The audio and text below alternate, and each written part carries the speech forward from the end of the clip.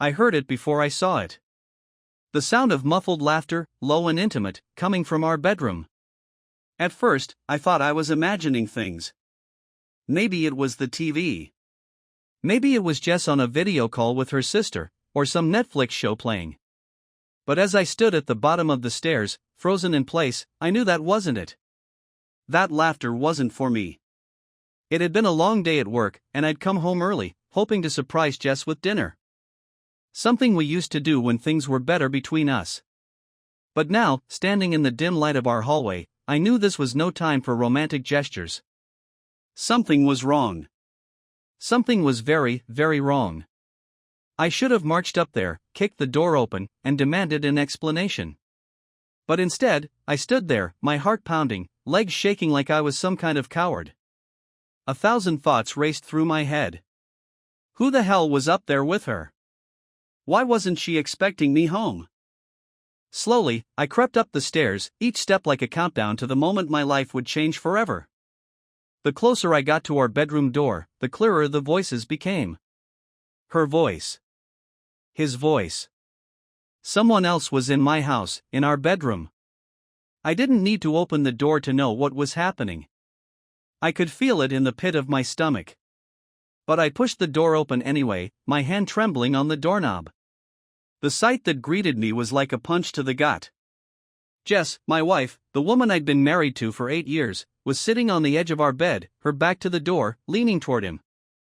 Some guy, half-dressed, sprawled out like he owned the place.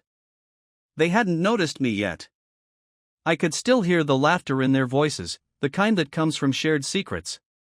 The kind of laughter that doesn't belong between a husband and wife anymore. My world, everything I knew, shattered in an instant. I stood in the doorway, staring at the scene unfolding before me. Jess hadn't even noticed I was there. She was so wrapped up in him, this guy, that I could have stood there all night without her realizing. My brain wasn't processing fast enough to make sense of what I was seeing. This wasn't happening.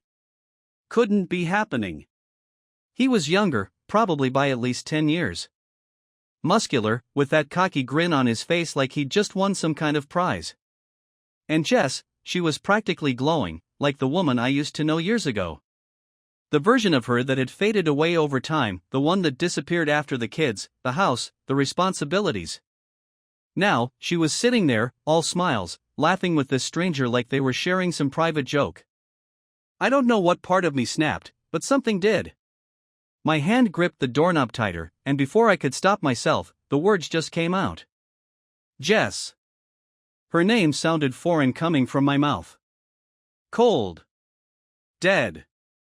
And that's when she finally looked up at me, her face going pale in an instant. The smile dropped off her face like a switch had been flipped. Her body froze, and for a second, neither of us moved. It was like time had stopped completely, and we were locked in this moment where nothing would ever be the same again.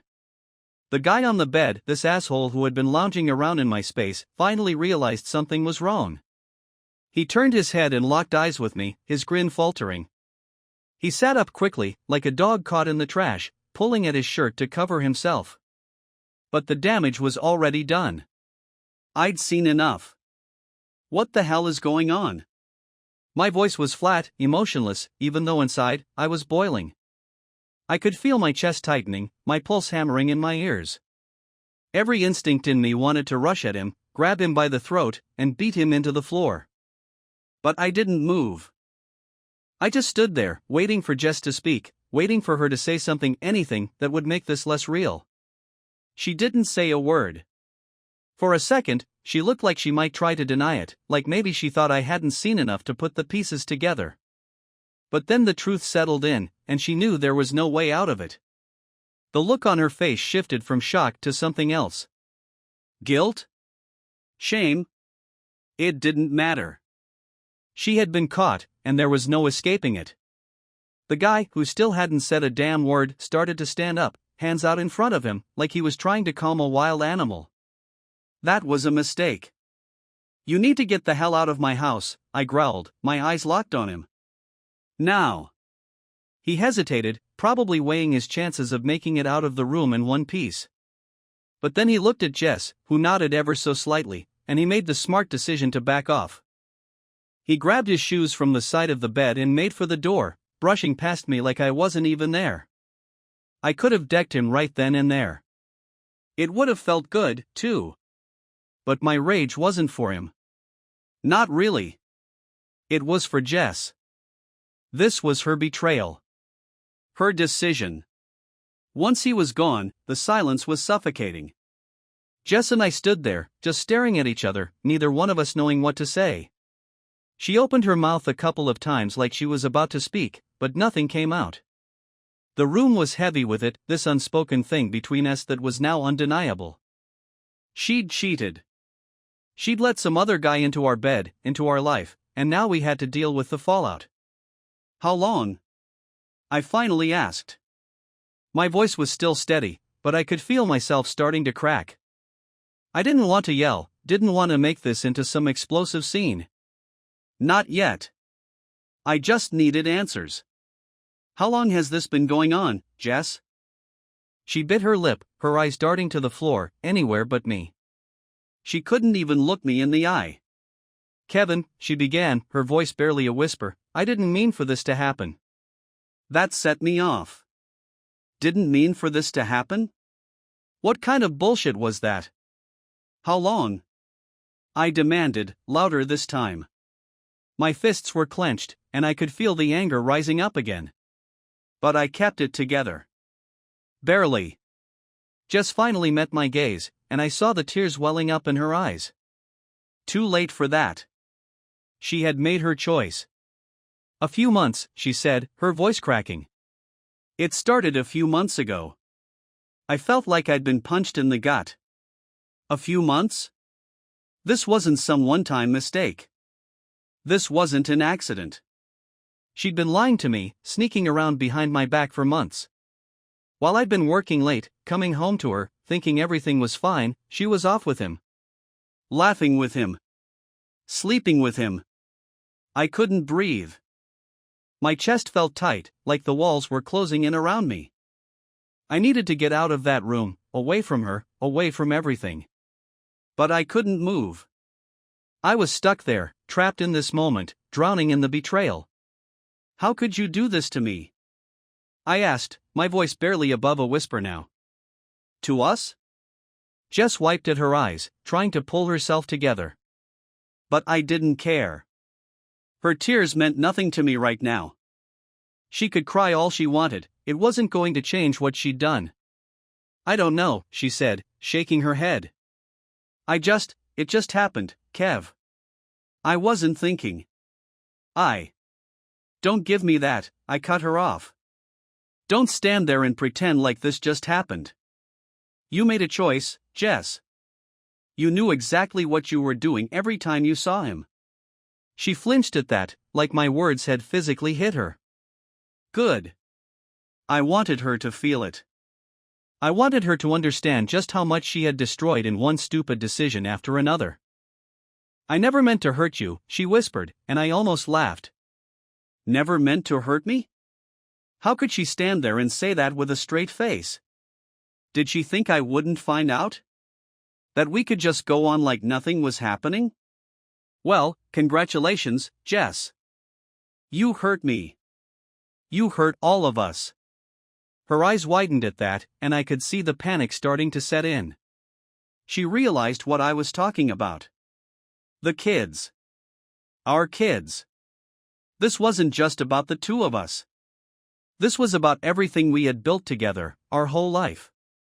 And she had thrown it all away for him. We can fix this, she said suddenly, stepping toward me, her voice rising in desperation. Kevin, please, we can fix this. We can go to counseling, we can work through this. I made a mistake, but I still love you.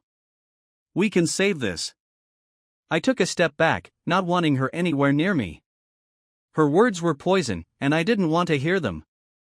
I didn't want to hear her try to justify what she'd done, or pretend like we could somehow sweep this under the rug. There's no fixing this, Jess, I said coldly. You killed it. There was a long pause after I said it, you killed it. Jess just stood there, her face a mixture of shock and fear, like she hadn't fully processed what I meant. Maybe she thought I was just angry, that I was saying things out of spite and that I'd calm down eventually. She was wrong. "I'm sorry," she finally said, her voice barely above a whisper, like that was supposed to change anything. I could see the panic in her eyes now, like it was starting to dawn on her just how far this had gone. "I know I messed up, but we've been through so much, Kev. We can." "Stop," I interrupted, holding up my hand. "Just stop." I didn't want to hear it.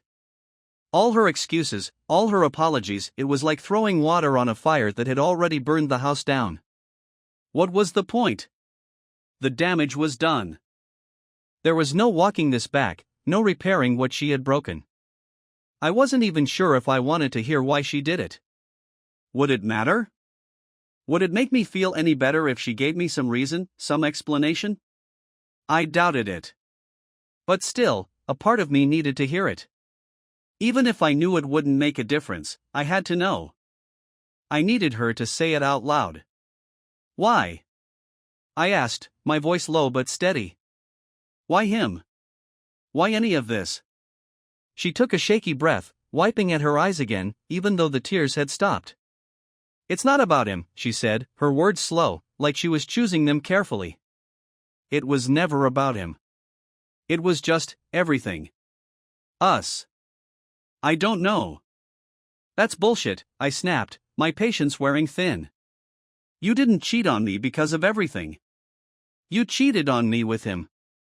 You brought some guy into our house, into our bed, and for what? What the hell did you think you were doing, Jess?" She flinched at my words, but I didn't care. I wanted her to feel it, the weight of what she'd done. I wanted her to understand that this wasn't just some random mistake she could brush off or explain away.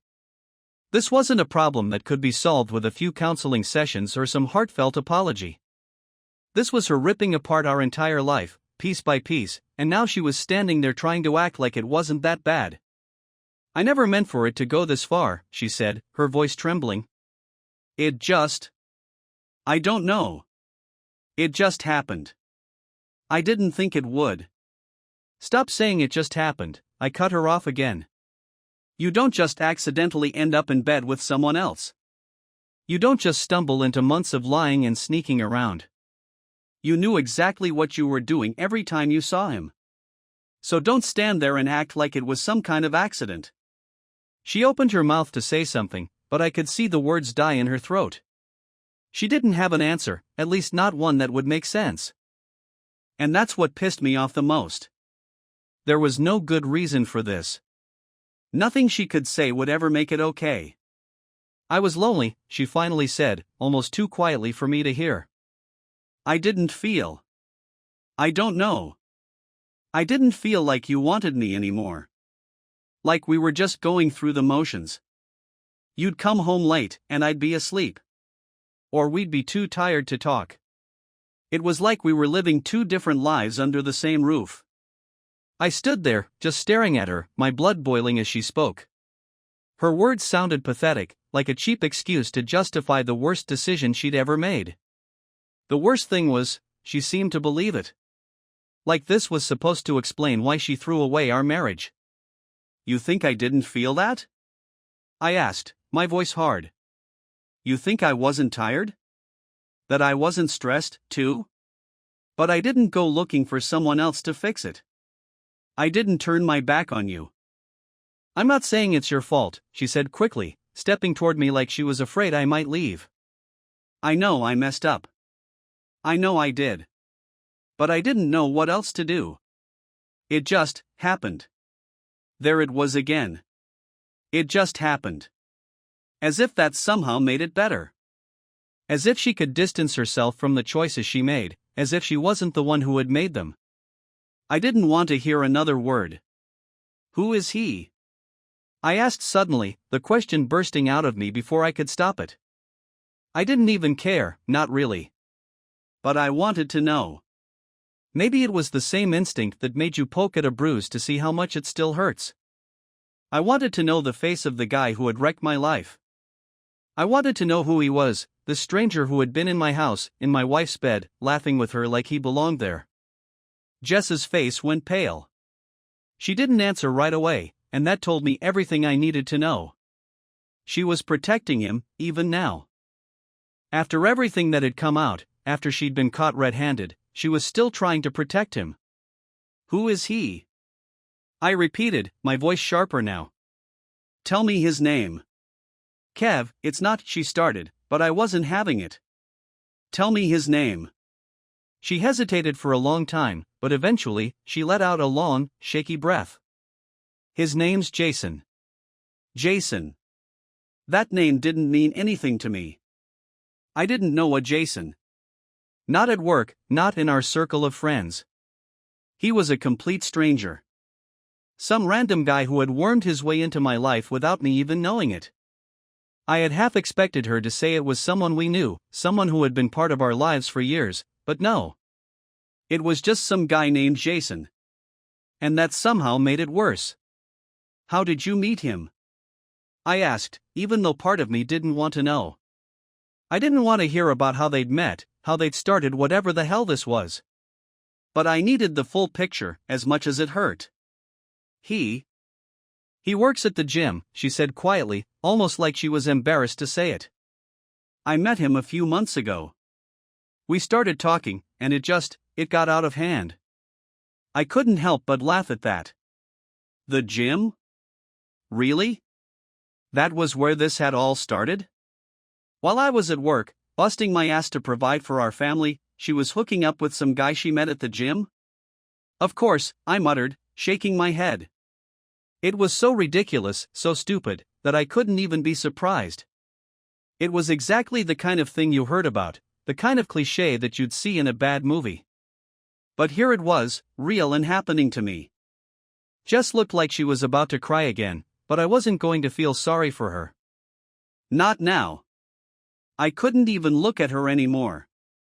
I didn't want to hear her excuses, her explanations. I just wanted her gone. I wanted this whole thing to be over. You need to leave, I said, my voice cold. Now. Her eyes widened in shock. What? Kev, no. I'm serious, Jess. You need to get out of this house. Go to a hotel, go to a friend's place, I don't care. But you can't stay here. Not after this. She started to argue, but I wasn't listening anymore. I turned and walked out of the bedroom, leaving her standing there. I couldn't stand to be around her any longer. Every second I spent near her made me want to explode, and I wasn't going to let that happen. I wasn't going to let her drag me down into whatever mess she'd created. I went downstairs and grabbed my keys off the kitchen counter. I didn't know where I was going, but I had to get out. I couldn't be in that house, surrounded by the remnants of a life that was now shattered beyond repair. As I opened the front door, I heard her footsteps on the stairs behind me. She was calling my name, her voice desperate, pleading. But I didn't turn around. I walked out the door, got in my car, and drove. I didn't go far. Just a few blocks down, I parked at a dead-end street and killed the engine. The house was out of sight, but I couldn't get it out of my head. The weight of everything, the betrayal, the lies, it all felt suffocating. Sitting in that car, I was boiling, and my mind started racing in a direction I never thought I'd go. She needed to pay for this. That thought came to me like a punch to the gut, and I didn't fight it. Jess had wrecked our marriage, betrayed me, and now what? I was supposed to just walk away, leave her to figure things out? No. She was going to feel what I was feeling. If she thought she could destroy my life and walk away with nothing, she had another thing coming. I sat there, gripping the steering wheel, going over what I could do. What would hit her hardest? And then it hit me. There was one thing Jess cared about more than anything, her reputation. She'd spent years crafting this perfect image of herself to everyone around her. Always the good wife, the devoted mother, the friendly neighbor. That image was her whole life, and now I had the power to rip it apart. The affair had been going on for months of sneaking around, lying, and cheating. And there had to be more to it than just that guy. I knew there were details, little secrets, things she hadn't told me yet, but I'd get to them eventually. I had to start somewhere, and that's when I remembered her phone. I didn't want to go digging, but now? Now I needed to. I drove back home, the idea solidifying in my head. When I walked in, the house was quiet. Jess was still upstairs, probably crying or figuring out what to do next. She hadn't even packed her things. Fine, I thought, she could wait. I walked straight into the bedroom, ignoring her red, swollen eyes, and picked up her phone from the nightstand. "What are you doing?" she asked, her voice shaky. I didn't answer. I wasn't in the mood for a conversation. I unlocked the phone, scrolling through her messages, emails, anything that would tell me more about her relationship with Jason. But what I found was worse. There were more men. Not just Jason. There were text threads with two others, with the same kind of suggestive language, the same sneaky late-night rendezvous. Pictures. It was all there. Every disgusting detail. I turned to her, holding the phone out, showing her the messages. More than just one guy, huh? Jess's face drained of all color. She didn't even try to deny it. "It's not what you think," she stammered, but her voice was weak. Save it," I snapped. I tossed the phone onto the bed, disgusted. "You know what? Don't even bother explaining. This isn't some mistake you made. This was a choice. Over and over again." She tried to come closer, but I backed away, holding my hand up to stop her. "Don't. You've done enough." For a second, I thought she might argue, try to talk her way out of it. But she just stood there, her head hanging low, tears silently running down her face. I should have felt something, pity, maybe, but all I felt was anger. "Pack your things and get out," I said, keeping my voice as calm as I could. "We're done." I left her in the bedroom and went downstairs. It wasn't long before I heard her footsteps on the stairs, dragging her suitcase behind her. She stopped at the front door, turning to me with those wet, pleading eyes one last time. "Kevin, please," she said softly. "Can we just talk about this?" "No," I replied without hesitation. "We've talked enough. Go." She nodded, defeated, and walked out the door. I listened as her car started up, and just like that, she was gone. But I wasn't done. I sat at the kitchen table, her phone still in my hand. There was more I could do, more that needed to be done. Jess cared about her public image, her friends, her co-workers. She thought she could hide all of this from the people around her. That's what hurt the most. She wasn't just betraying me, she was living a double life. Smiling in people's faces while sneaking around behind my back. And I had all the proof. I spent the next few hours gathering everything. The messages, the pictures, the emails, every dirty little secret Jess had tried to hide. I saved it all, organizing it into neat little folders on my computer. This wasn't just for me. This was going to ruin her, and I was going to make sure of it. First, I drafted an email. I put together a list of people she worked with, her close friends, and even a few family members. They all thought Jess was some perfect wife and mother, but that was about to change. I attached all the evidence, every explicit message, every photo, and wrote a brief message at the top. "This is who Jess really is. Thought you should know."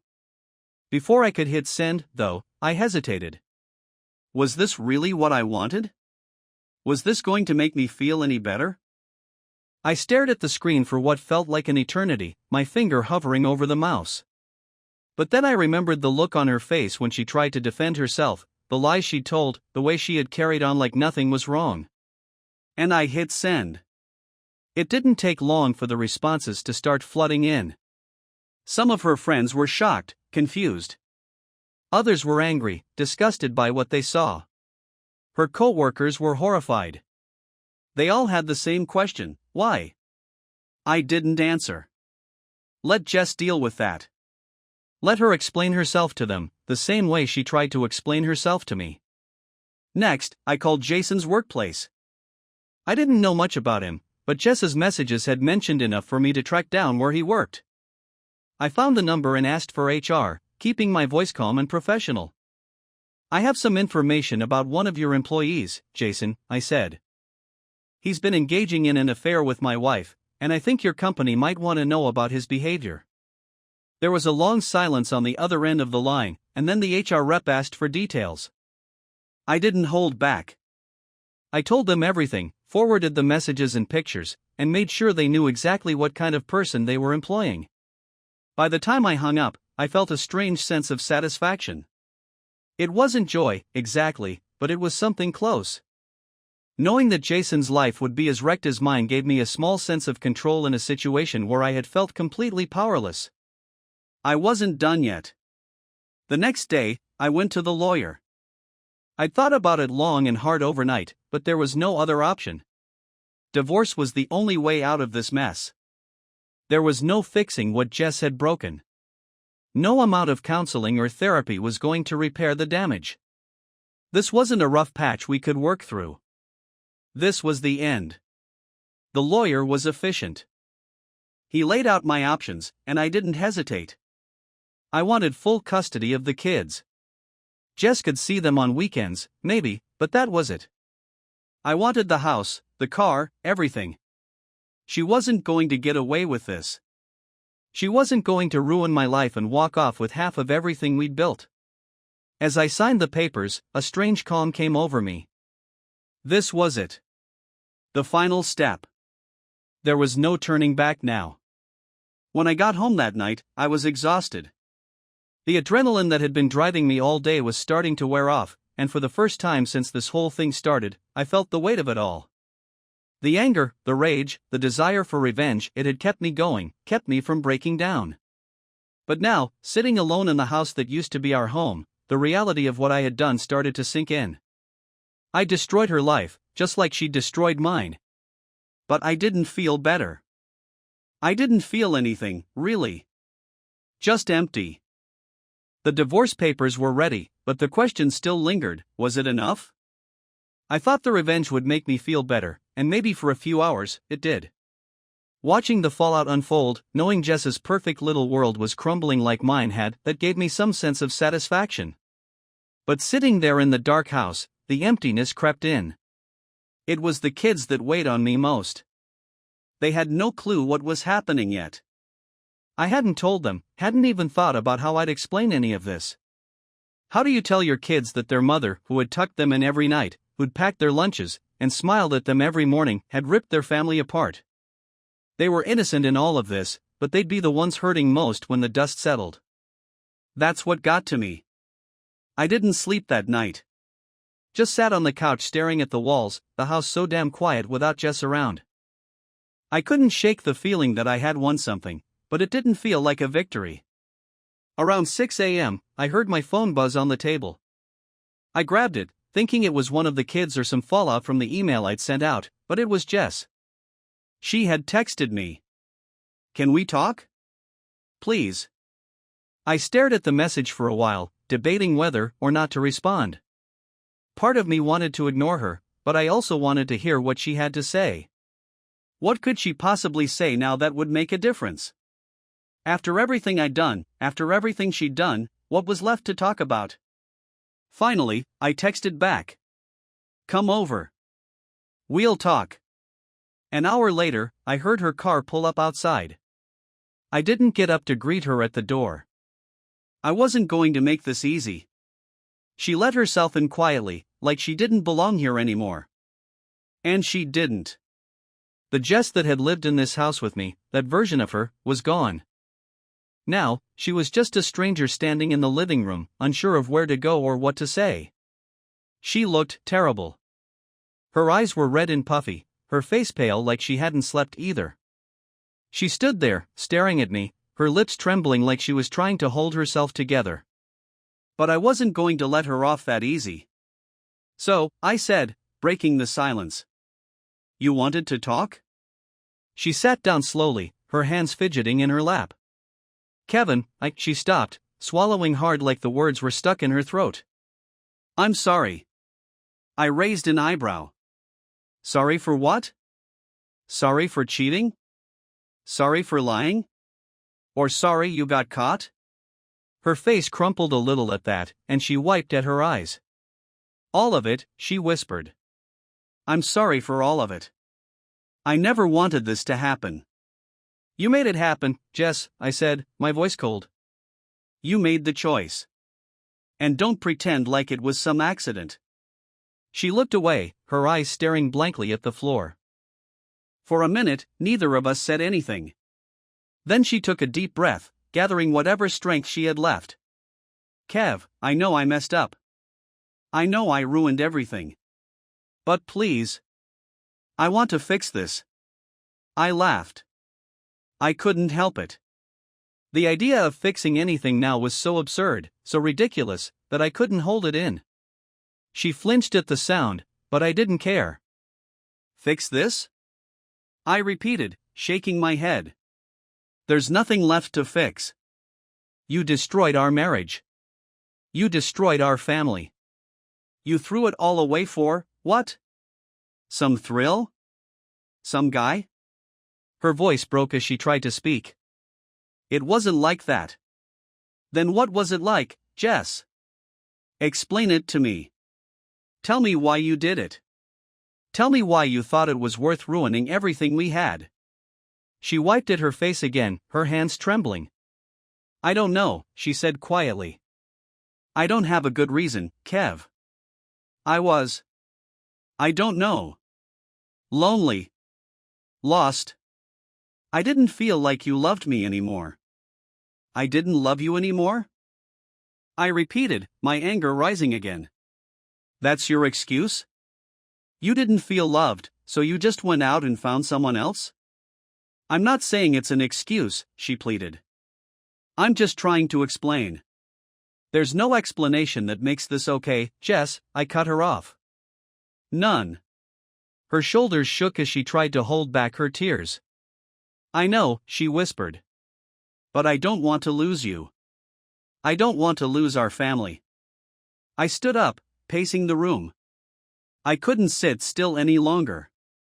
I felt like I was going to explode. You already lost it, Jess.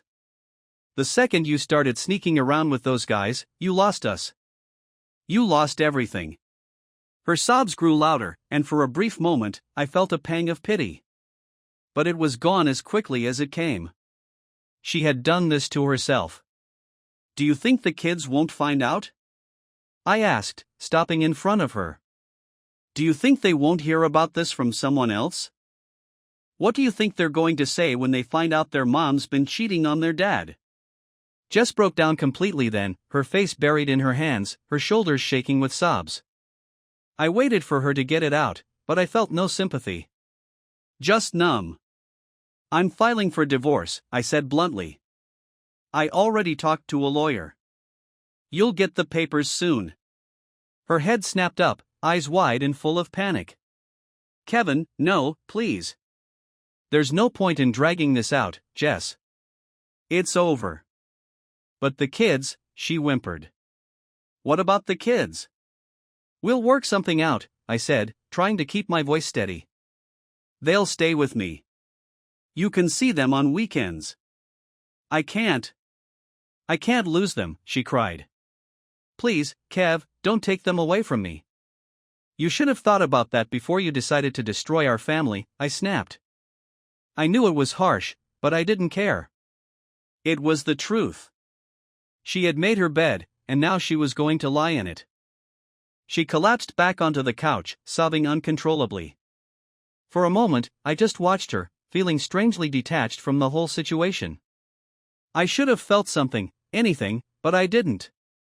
Maybe I had nothing left to feel. Finally, she looked up at me, her face pale and streaked with tears.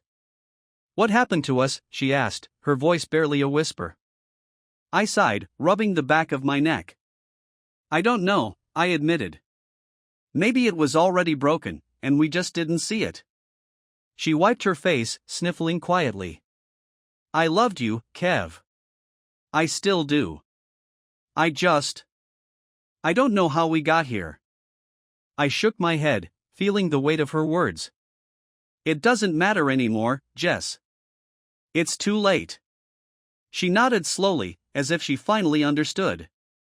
The fight in her was gone, replaced by something else, acceptance, maybe. What do we tell the kids? I sighed, sitting down across from her. We tell them the truth. They deserve that much. But we'll do it together. They need to hear it from both of us. She nodded again, wiping her eyes. Okay.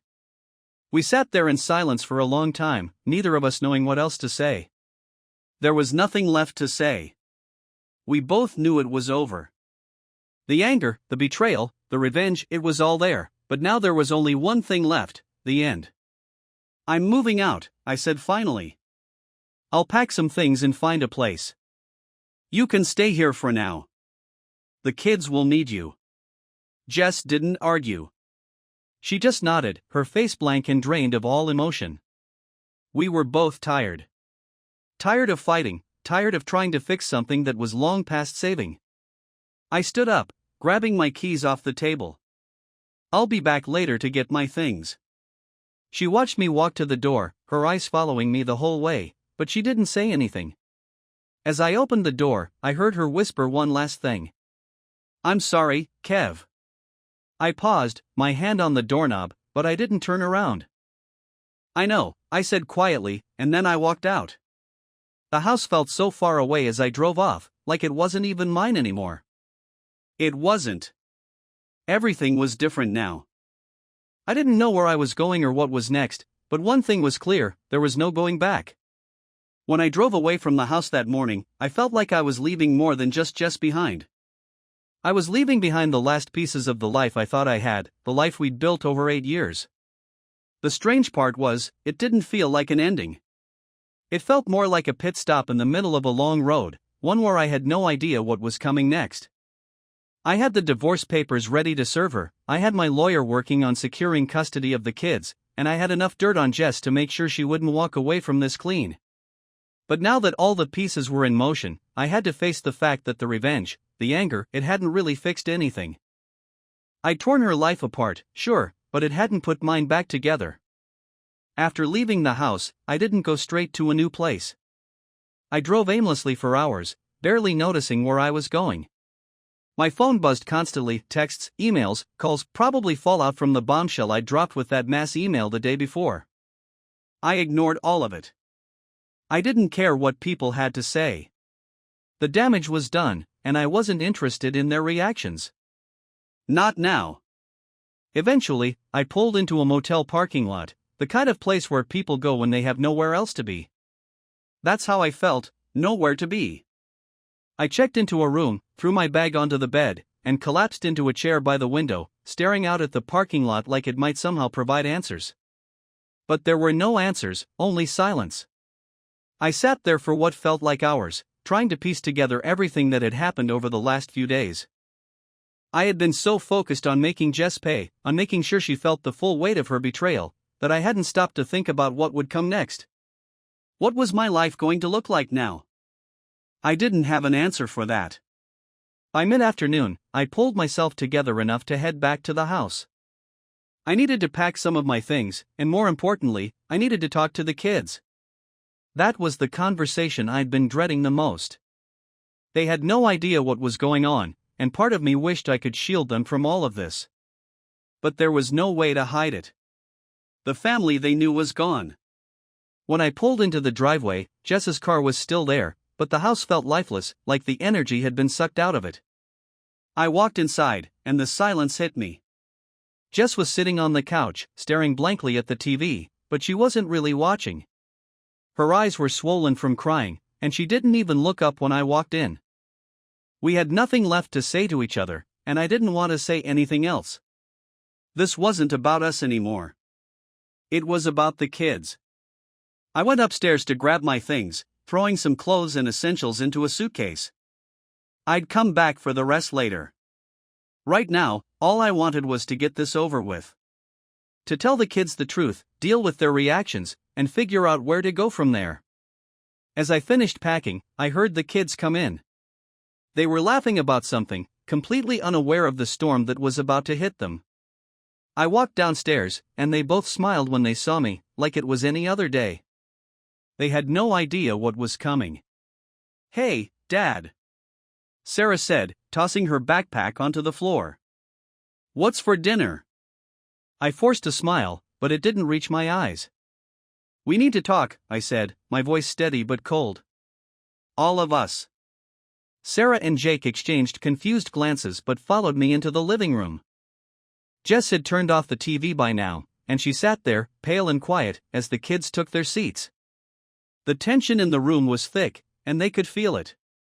I could see it in their eyes, something was wrong, and they were starting to realize it. "What's going on?"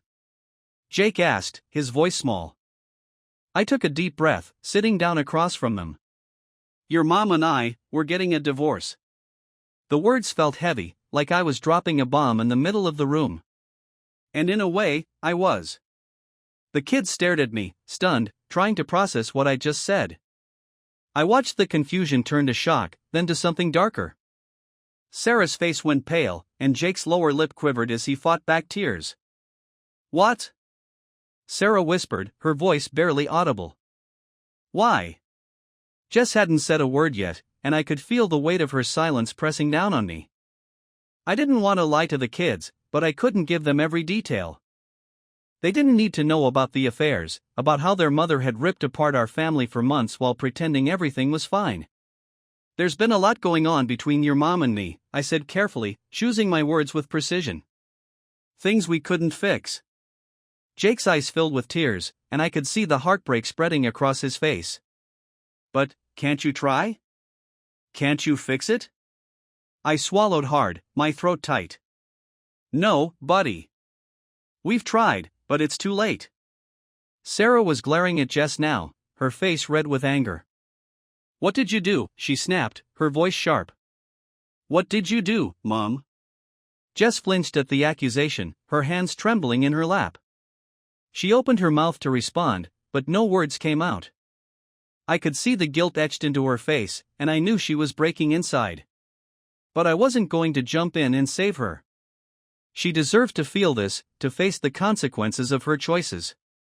"I messed up," Jess finally whispered, her voice cracking. "I made mistakes, and I'm sorry."